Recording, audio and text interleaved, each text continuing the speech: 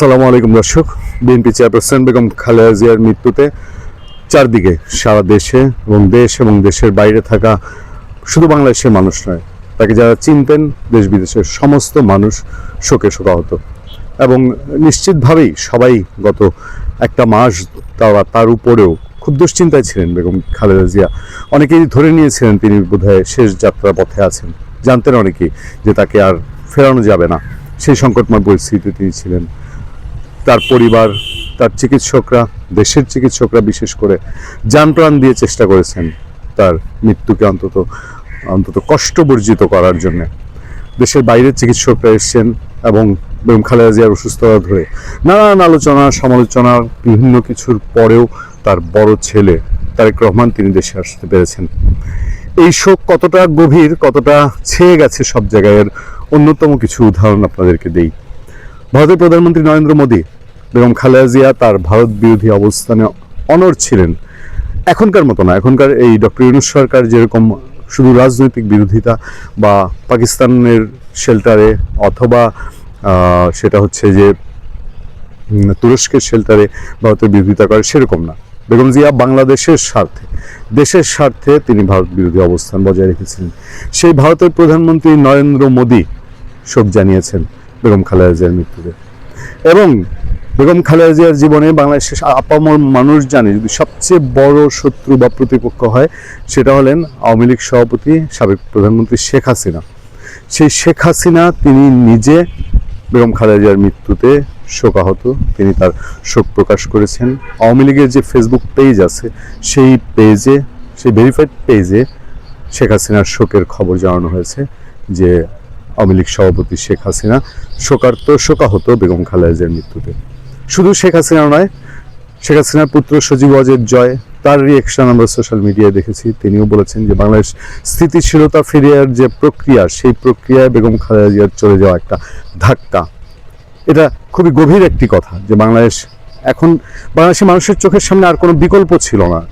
এই বেগম খালেদা জিয়া, তারেক রহমান, তাদের হাত ধরে যে অতই গভীরে পড়ে যাওয়া বাংলাদেশ, সেই বাংলাদেশকে অন্তত উঠে দাঁড়ানোর জন্য রাজনৈতিক প্রতিপক্ষ, রাজনৈতিক বিরোধিতা হতেই থাকবে, কিন্তু সেইটুকু হওয়ার ফিল্ড তৈরির জন্য হলেও বেগম খালেদা জিয়া এবং তারেক রহমানের এই দেশের হাল ধরা জরুরি ছিল। সেটি তারা ধরেছেন। আমি নির্বাচন দিয়ে সরকার গঠন করে ধরা বলবো না, মানে এই দেশ গার্জিয়ানহীন হয়ে পড়েছিল। সেই গার্জিয়ানহীনতার জায়গায় ন্যূনতম হলেও একটা শূন্যতা পূরণের সুযোগ তৈরি হয়েছে।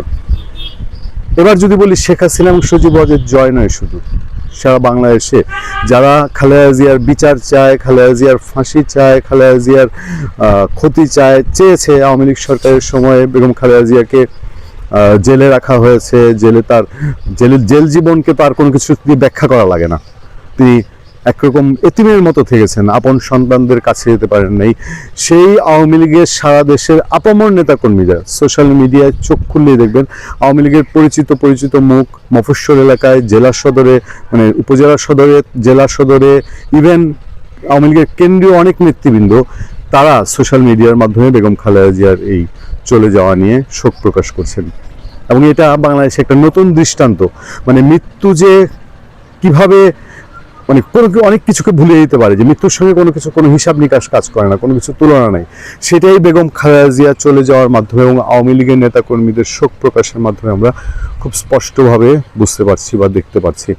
এই সহমর্মিতা, এই সহানুভূতিটা যদি জীবন দশায় থাকে, আওয়ামী লীগের ভবিষ্যতেও যারা আওয়ামী লীগ পলিটিক্স করবে, বিএনপি পলিটিক্স করবে, তাদের মধ্যে যদি জীবনে বেঁচে থাকতে এই সহমর্মিতা, সহনশীলতা থেকে থাকে, তাহলে সেটাই অনেক কিছু হতো। আমার খুব আফসোস থেকে যাবে। আমি সবসময় দেখবেন অনেক আলোচনায় আমি বলেছি যে বেগম খালেদা জিয়া এবং শেখ হাসিনার ঐক্য সেই 90-এর স্বৈরাচার বিরোধী আন্দোলনে, সেই সময়ই তাদের শুধু একসঙ্গে থাকার ছবি আছে, আর সেনাকুঞ্জে দু একটা প্রোগ্রামের ছবি আছে। সেই ছবি যদি স্থায়ী হতো, এখন একজন চলে গেছেন, আর সেই আফসোস আমার সারা জীবনই থেকে যাবে যে এই দুইজনকে জাতীয় কোনো ইস্যুতে একসাথে পাওয়া যায়নি। যাক, আওয়ামী লীগের মানুষজনের অন্তত ইন্ডিভিজুয়ালি তারা যে বেগম খালেদা জিয়ার জন্য শোক প্রকাশ করছেন, এটা নিশ্চয়ই খুব সিগনিফিক্যান্ট। ধরে নিলাম যে এর ভেতরে কোনো অন্য পলিটিক্স কিছু থাকতে পারে, কিছু না কিছু থাকতে পারে, কারণ পলিটিক্যাল লোকজন, পলিটিক্যাল একটা চিন্তাভাবনা থাকতেও পারে, কিন্তু তারপরেও এটা একটা বিরল দৃষ্টান্ত। ভালো থাকবেন, সুস্থ থাকবেন। আপনাদের সাথে আমি আতিক রহমান, পূর্ণিয়া।